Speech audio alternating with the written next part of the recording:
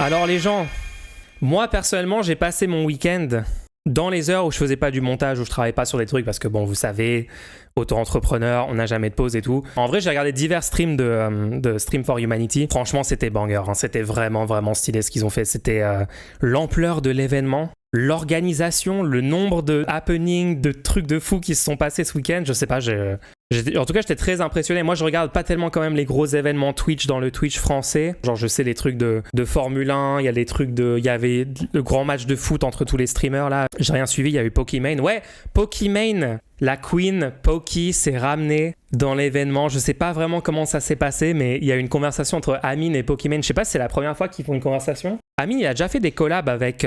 il était dans un truc de MrBeast, non? Dans le sort de truc Squid Game Challenge et tout, je me souviens plus exactement. Venez, on regarde une vidéo. Juste pour récapituler ce que c'est vite fait pour des gens qui connaîtraient pas, bon, je sais pas comment vous pourriez ne pas être au courant de l'événement, surtout si vous regardez Twitch, mais bon, peut-être vous vivez sous un rocher. Ce week-end, le streamer Amine organise un live caritatif sur Twitch avec de très nombreux créateurs de contenu. Ça s'appelle Stream for Humanity et c'est au profit de Médecins Sans Frontières. Tous les fonds seront donc reversés à l'ONG et ce pour venir en aide aux victimes des conflits en Palestine, au Liban, au Soudan et en République démocratique du Congo. Alors vous le savez si vous êtes abonné à cette chaîne et à ce format, que ce soit sur YouTube ou en podcast, on parle extrêmement souvent de la situation en Palestine et au Liban sur cette chaîne et on a déjà couvert d'ailleurs à plusieurs reprises aussi la situation. Pokimane, oh non, tu vas pas me dire que je le prononce mal, oh non. Ah, mais pourquoi tu prononces le truc comme les Américains? C'est pourquoi tu dis pas Pokimane comme les Français? On va commencer donc par la République démocratique du Congo. C'est le plus grand pays francophone en superficie, mais aussi en termes de millions d'habitants, puisque la RDC compte plus de 90 millions d'habitants. Depuis les années 1990, c'est un pays qui fait face à une instabilité politique importante. Et ce que l'on observe depuis quelques années a en fait pris un nouveau tournant en 2004 avec une guerre civile qui a éclaté. Et cette guerre, elle oppose l'armée congolaise face à des groupes rebelles, notamment le M23, donc mouvement du 23 mars, qui existe depuis 2012 et que le gouvernement... Ouais, on n'a pas tellement parlé du Congo et de la situation Congo sur stream, tout simplement parce que je peux pas toujours couvrir genre 100% des situations internationales. J'essaie de focus sur 2-3 où j'ai assez de connaissances et de trucs pour genre pas dire n'importe quoi sur le sujet. Je parle pas mal des US. Palestine, bien sûr, on a beaucoup parlé. En tout cas, Médecins Sans Frontières, ça a l'air d'être quand même une association. J'ai vu des gens sur Twitter essayer de critiquer, dire genre peut-être l'argent va pas être bien utilisé et tout. Je suis pas expert de exactement tous les détails sur le fonctionnement de l'association et tout. Franchement, de ce que j'en sais, de ce que j'ai vu vite fait, ça a l'air d'être vraiment clean. Ils ont l'air de faire vraiment un très bon travail, donc bon.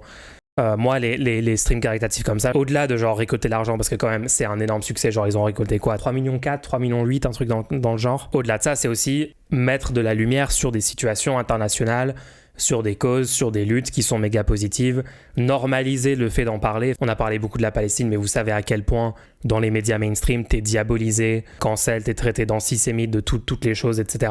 Dès que tu commences à parler un petit peu de la situation correctement, en fait. Ça permet de pouvoir s'acheter une bonne conscience. C'est quoi l'argument en fait? Si tu fais un truc bien, si je fais un contenu sur n'importe quelle lutte, genre par exemple, le patriarcat c'est un problème, voici les problèmes auxquels font face les femmes aujourd'hui pour diverses raisons, machin.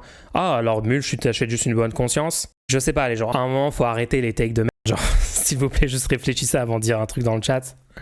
Pas trop doomer de dire que Jean Messia, à lui seul, a récolté plus d'1 million pour l'assassin de Naël, soit le tiers de ce que tous ces streamers et les stars ont récolté. Si, c'est trop doomer du coup. C'est incroyable, on peut pas juste, genre, il peut pas juste avoir un truc positif. Considère d'ailleurs comme étant une organisation terroriste. La situation tragique se concentre aujourd'hui principalement au Nord Kivu, qui est une région riche en minerais. On parle d'or, de diamants, de cobalt ou encore de coltan. Et ces deux derniers, ils sont absolument essentiels. Après, les gens disent que je force, j'exagère et tout quand je dis il y a un problème de dooming à gauche. Je sais pas, genre, désolé, mais j'ai un peu l'impression que toute l'histoire depuis ces débats-là et tout m'a donné raison sur ce sujet, mais... Pour la fabrication d'appareils électroniques comme les ordinateurs ou alors les smartphones. C'est donc des ressources prisées par cette organisation. Mais il faut noter qu'il y a une implication grandissante d'autres pays. Quel est l'impact de cette guerre sur les civils et quel est le bilan humain? Déjà, ce qu'il faut noter, c'est qu'en 20 ans, c'est 7,2 millions de personnes qui ont été déplacées dans le pays, selon les chiffres publiés en avril 2024 par l'Organisation internationale pour les migrations. Concernant le nombre de morts exact, aujourd'hui, il est difficile à évaluer. Entre 1998 et 2003, l'IRC estimait que 5,4 millions de personnes avaient été tuées. À cette époque, c'est complètement fou. 5,4 millions de morts en 5 ans dans ce conflit-là. Genre, on parle pas de ces trucs. Je pense qu'il y a beaucoup de gens en France et dans les pays occidentaux plus largement qui ont un tel manque d'informations sur des conflits, sur des événements qui se passent à l'international. Une échelle de plusieurs millions de personnes tuées, je sais pas si vous vous rendez compte. On disait, là, bon, ça devient glauque de comparer les tragédies, les atrocités historiques et tout. On disait l'autre jour qu'il y avait une tendance à considérer que la Shoah, c'était genre le pire événement de l'histoire de l'humanité, etc. Mais les situations de génocide, les situations de guerre civile, les famines de masse, l'impérialisme, le colonialisme, toutes ces choses-là ont aussi été des événements qui causent des millions de morts. Et je pense que c'est assez important quand même de se souvenir des échelles, des événements et tout quand on parle de choses comme ça.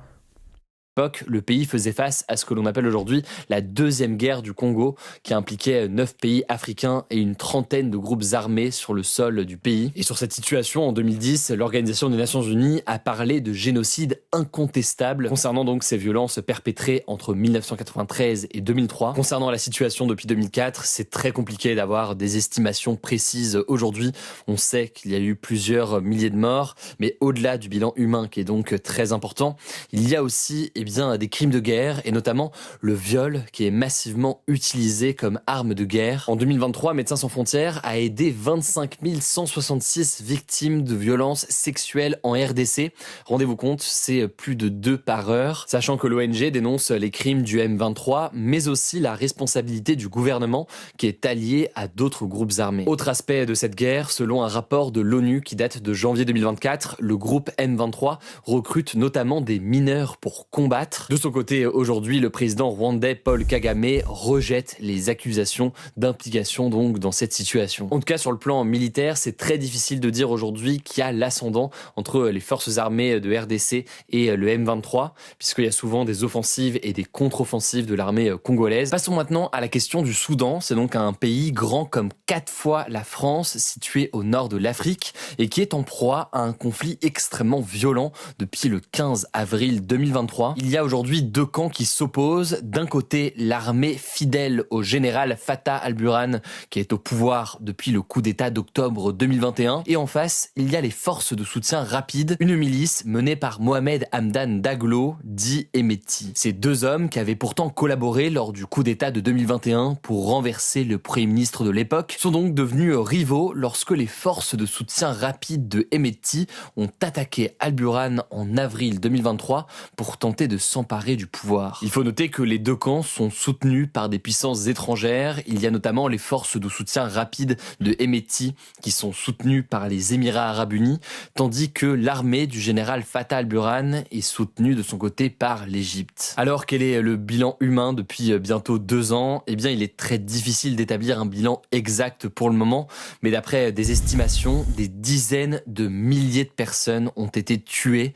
Un rapport britannique au mois de novembre 2024 évoquait plus de 61 000 personnes qui ont été tuées. Par ailleurs, 3,1 millions de personnes ont fui le pays vers le Tchad notamment, et près de 8 millions de personnes ont été déplacées à l'intérieur même du pays. Résultat, vous l'aurez compris, le Soudan connaît... En vrai, c'est fou d'entendre ces chiffres, de se rendre compte de l'ampleur de ces situations et des millions et des millions de personnes touchées. Moi, je pense que limite des événements comme ça...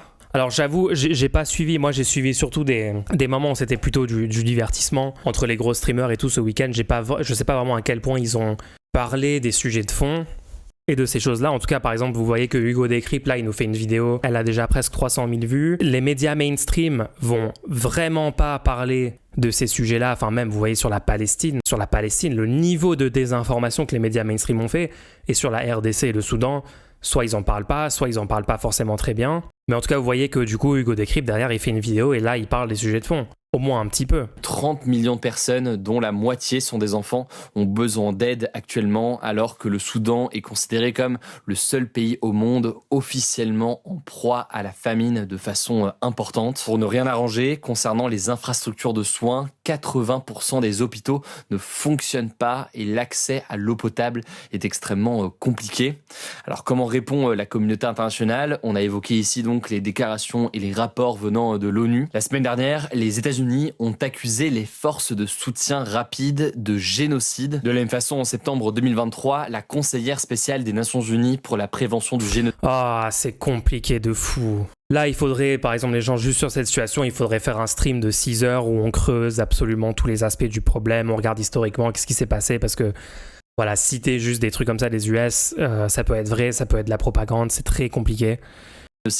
Avait parlé d'un risque croissant de génocide au Soudan. Alors selon le secrétaire d'État américain Anthony Blinken, la qualification de génocide s'appuie sur des informations indiquant que les forces de soutien rapide commettent des meurtres systématiques d'hommes et de jeunes garçons, mais aussi des viols ciblés de femmes et de jeunes femmes du fait de leur origine ethnique. Il fait ici notamment référence aux Massalites qui sont un groupe ethnique non arabe qui vit principalement dans la région du Darfour, dans l'ouest du Soudan, et qui est la cible donc des forces de soutien rapide. Les États-Unis ont donc annoncé plusieurs sanctions contre Hemeti, qui est donc le chef de ce groupe paramilitaire. Mais ce jeudi, les États-Unis ont aussi annoncé des sanctions à l'encontre du chef de l'armée soudanaise, le général donc Abdel Fattah al-Burhan, reconnaissant que ses forces armées, je cite, continuent à commettre des atrocités, notamment en prenant pour cible des civils et des infrastructures civiles. Alors l'ONU estime que 2,7 milliards de dollars sont nécessaires pour venir en aide aux Soudanais. À noter au passage que le général Fattah al-Burhan a accepté pour la première fois une offre de médiation, donc de discussion, de négociation, de la part du président turc Erdogan, avec donc la Turquie qui pourrait superviser des discussions et des négociations. On verra si tout cela aboutit. Et là aussi, c'est un sujet qu'on a déjà eu l'occasion d'évoquer. Donc je vous mets en description les liens de certaines vidéos où on évoque plus en détail ce qui se passe sur place. Alors je l'ai dit, ce mouvement Stream for Humanity qui est donc lancé ce week-end par Amin. Ouais, vous avez vu les sommes qui sont citées là, qui sont en milliards. Et bien sûr, les millions qui ont été récoltés ce week-end, ça va évidemment aider, ça va contribuer. C'est très impressionnant, ça met de la lumière sur la situation. Évidemment que ça reste insuffisant. Il faudrait que ce qu'on appelle la communauté internationale et les instances internationales, etc., aient beaucoup plus de marge de manœuvre, beaucoup plus de moyens, etc., pour répondre à des situations comme ça. Après, enfin bref, là, il faudrait qu'on parle super spécifiquement dans chaque cas parce que t'as des crimes de guerre de divers groupes, donc ça c'est de la violation de traités internationaux. Comment tu fais en sorte que les traités internationaux et les lois internationales soient respectées?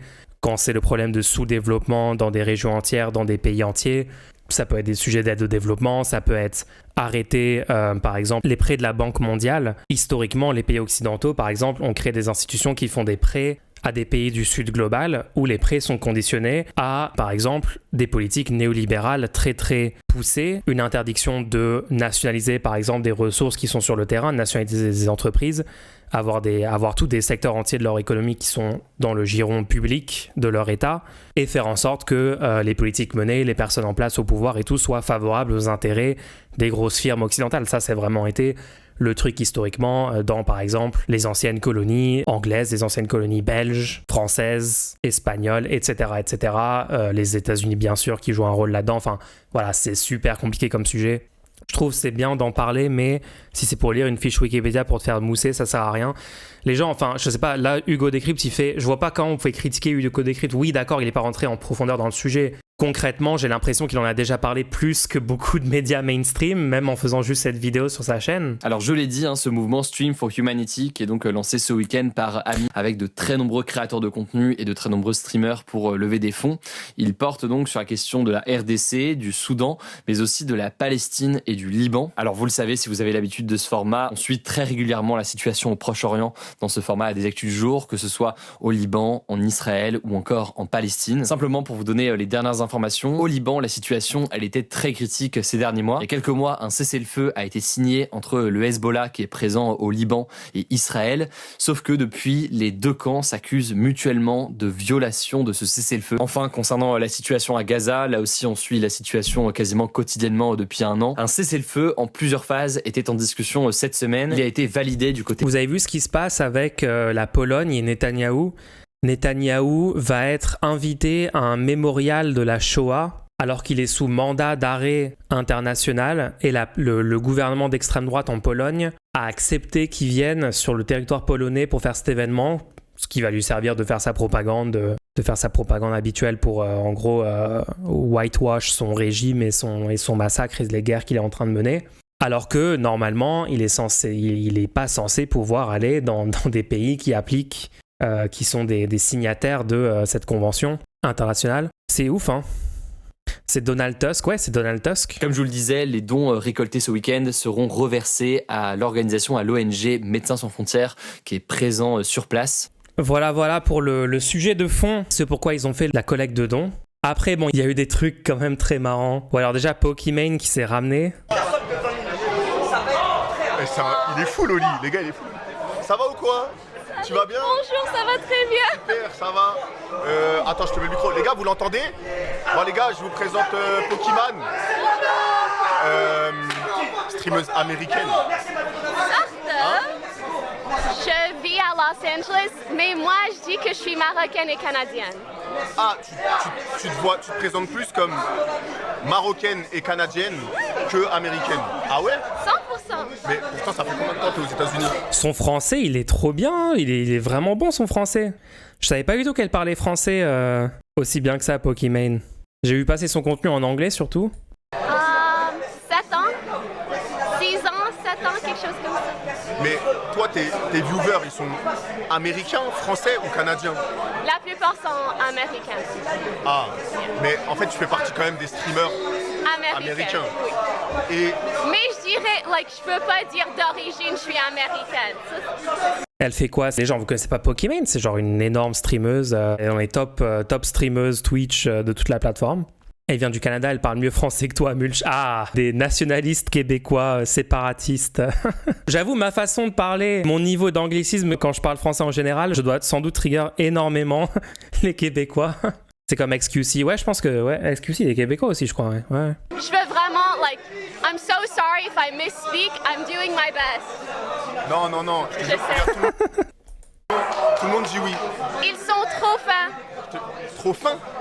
C'est pas le bon mot? Gentil?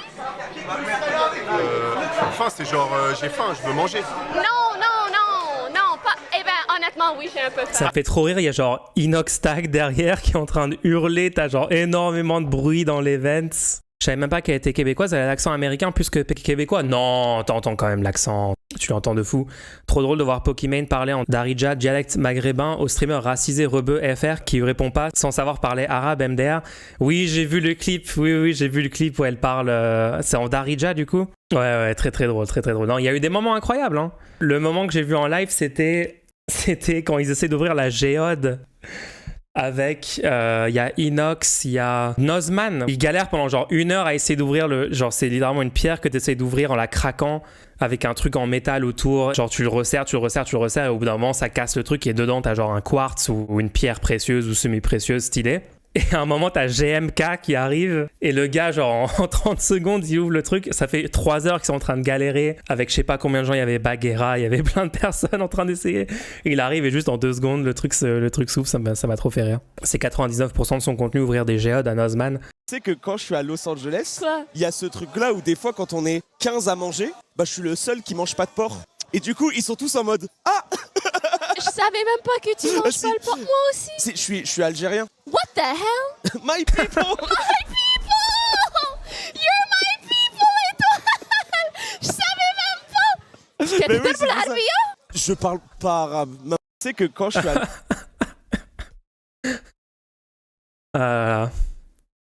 Ça, c'est quoi ça?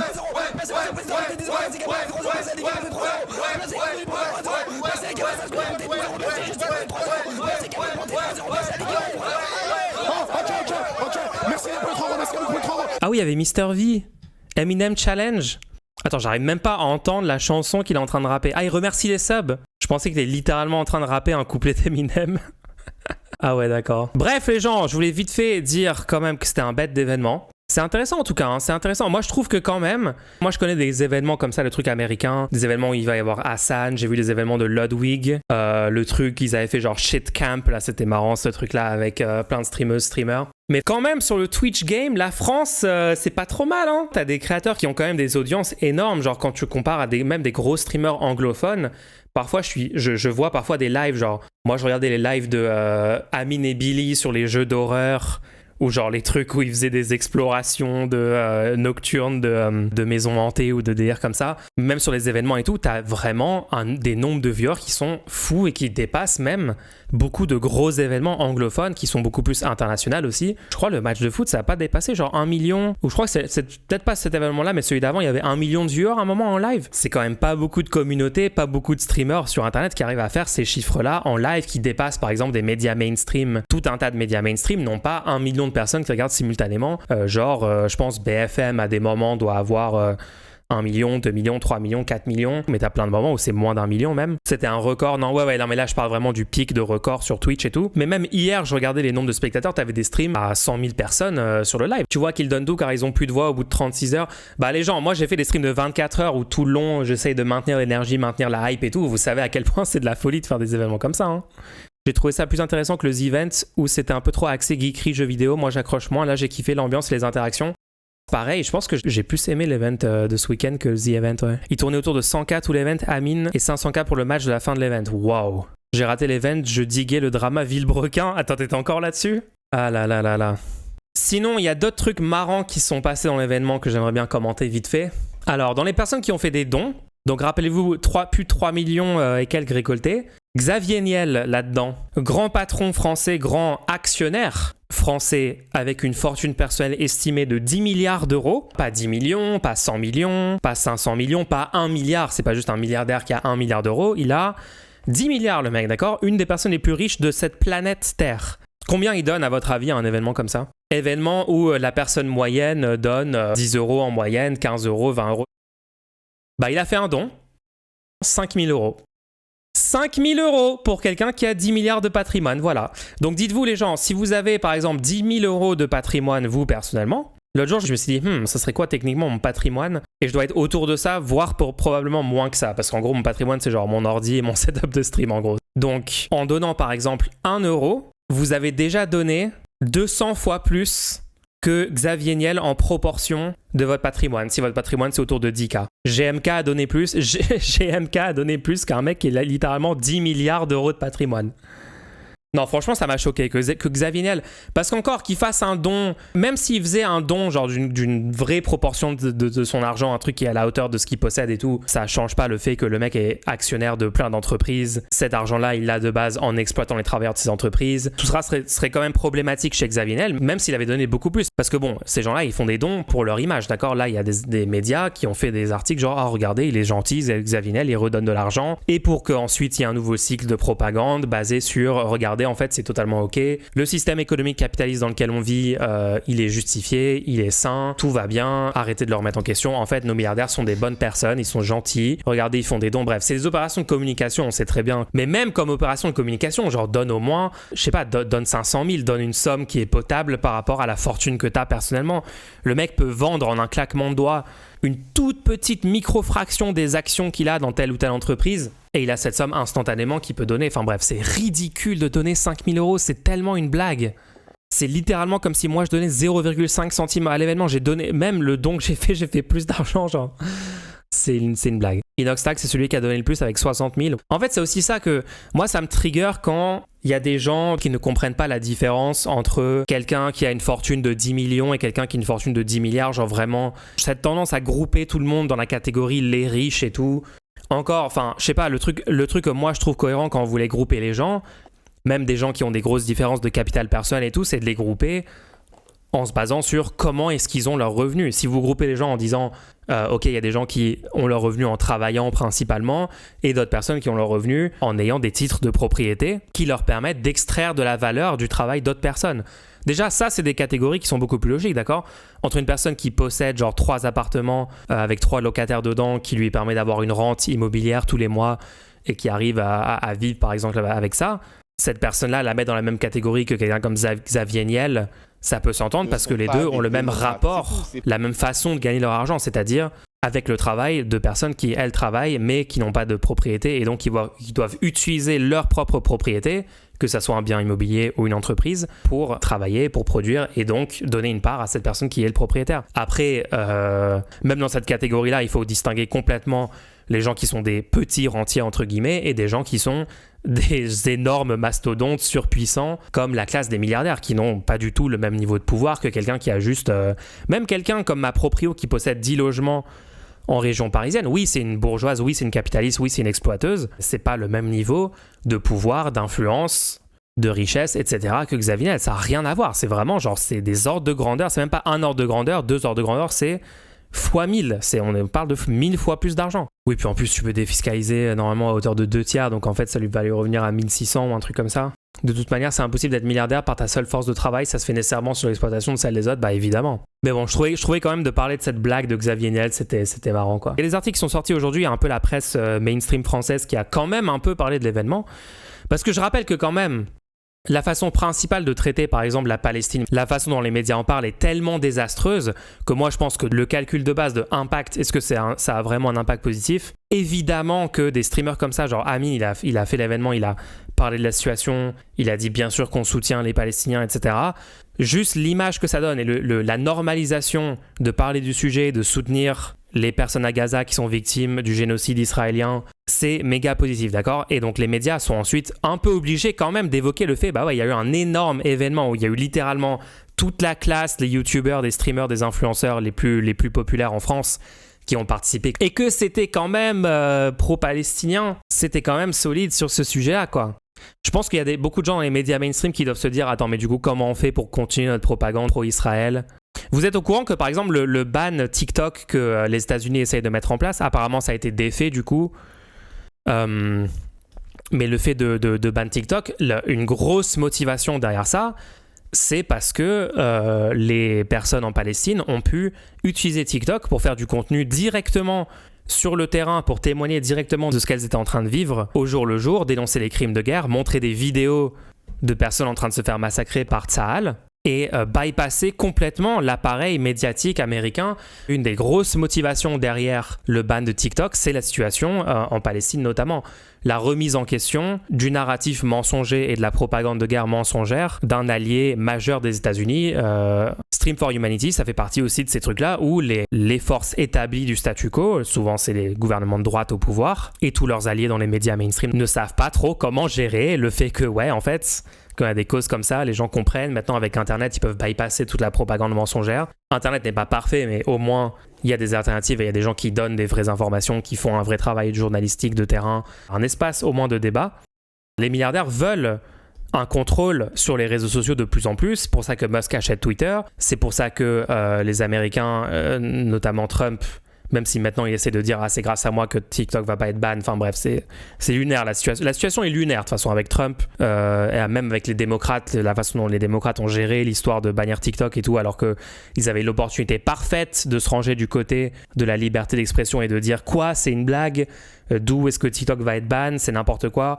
Absolument pas, en fait ils ont accompagné le mouvement, ils ont rien dit, enfin bref. Encore une fois les démocrates US complètement à la ramasse. Bien sûr que les milliardaires veulent le contrôle des réseaux sociaux, bien sûr. Là, la branche américaine de TikTok, il y a un rush des milliardaires pour dire qui va récupérer le truc. Zuckerberg essaie de récupérer, se dit ok, est-ce que Meta peut pas posséder TikTok en fait? Enfin voilà, une concentration du pouvoir. On avait montré d'ailleurs sur ce stream une étude qui avait prouvé que depuis que Musk possède Twitter, Twitter est biaisé en faveur des républicains. Ça veut dire dans les algos qui vous montrent le contenu pro-républicain est avantagé. Certains narratifs sont avantagés par rapport à d'autres, juste dans la probabilité que ça apparaisse sur votre fil de base quoi. Donc pour moi les événements comme ça, même si vous allez dire ah ouais non ils ont pas assez parlé de fond, c'est peut-être pas allé assez loin sur des trucs et tout, vraiment les médias mainstream, genre je pense qu'il y a plein de milliardaires et plein de gens qui veulent juste que les gens soient désinformés et croient juste le narratif de l'armée israélienne, de Netanyahou et tout, qui ont le somme de foutre cet événement.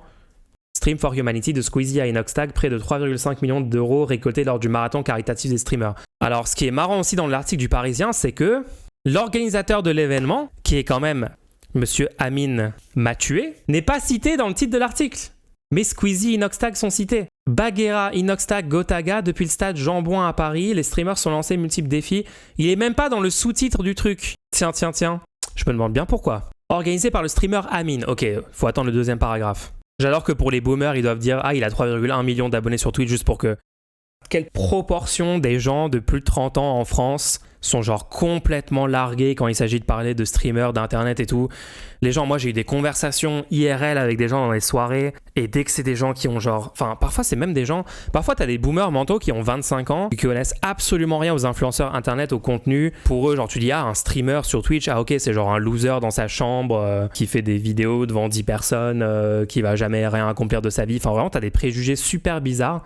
Et je pense que voilà, quand le Parisien doit rappeler, oui, ok, c'est quand même un gars qui a 3,1 millions d'abonnés, qui a de l'influence, qui...